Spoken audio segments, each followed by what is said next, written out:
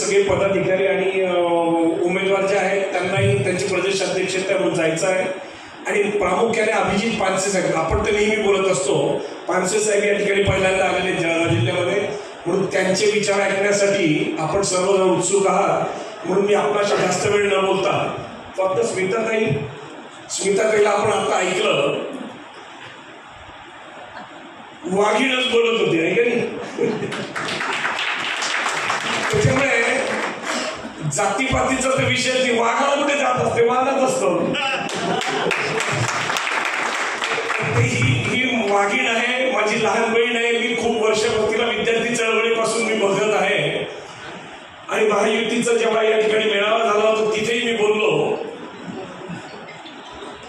की स्मिताताई लहान बहीण आहे, परंतु तिला संधी खूप मोठी मिळालेली आहे।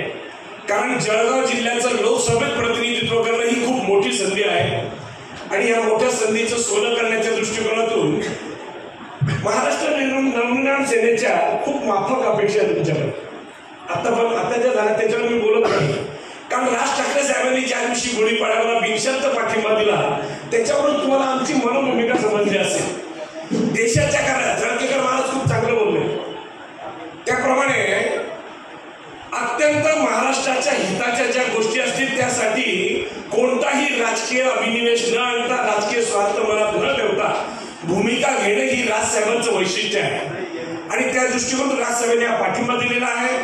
त्याच्यामुळे आमची कोणत्याही अपेक्षा नाही, परंतु त्या दिवशी बोलल्याप्रमाणे माफक अपेक्षा आमच्या काय आहे तर शिवाजी महाराजांच्या गडकिल्ल्यांचं संवर्धन व्हावं आणि राजसाहेबांनी त्या दिवशी सांगितल्याप्रमाणे हा देश तरुणांचा आहे, हा महाराष्ट्र तरुणांचा आहे आणि तरुणांची, मी जसं बोललो या ठिकाणी जी उत्तर महाराष्ट्रामधले जवळपास 66% तरुणांना रोजगारासाठी स्थलांतरित व्हावं लागतं आहे।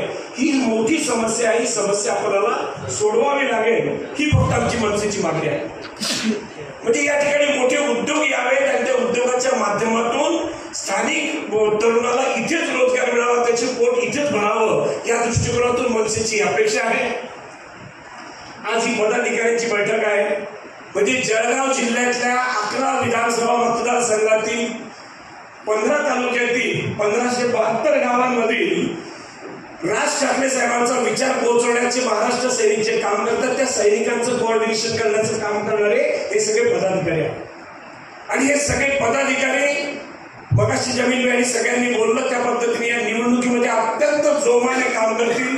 एक जण हजार किंवा 10,000 मतांचा पोशिंदा आहे, हे सगळे जण खाली त्यांच्या कार्यक्षेत्रामध्ये जोरदार काम करतील आणि आपण मगाशी किंवा त्या दिवसापासून जे बोलत आहोत की 4 लाखाच्या मताधिक्याने आम्ही विजयी होणार आहोत, आम्ही विजयी होणारच आहोत।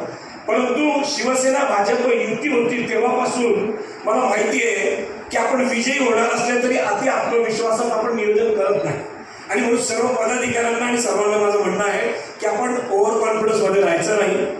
शेवटचं मतपेटीमध्ये पडेपर्यंत आपल्याला जागरूक राहावं लागणार आहे आणि त्या दृष्टिकोनातून भाजपच्याही पदाधिकाऱ्यांना माझी विनंती आहे की आपण मगाशी राजमामा बोलल्याप्रमाणे जसं नियोजन आपण सर्व पक्षांच्या प्रतिनिधींचं वादावादात करत आहोत असंच नियोजन केलं पाहिजे।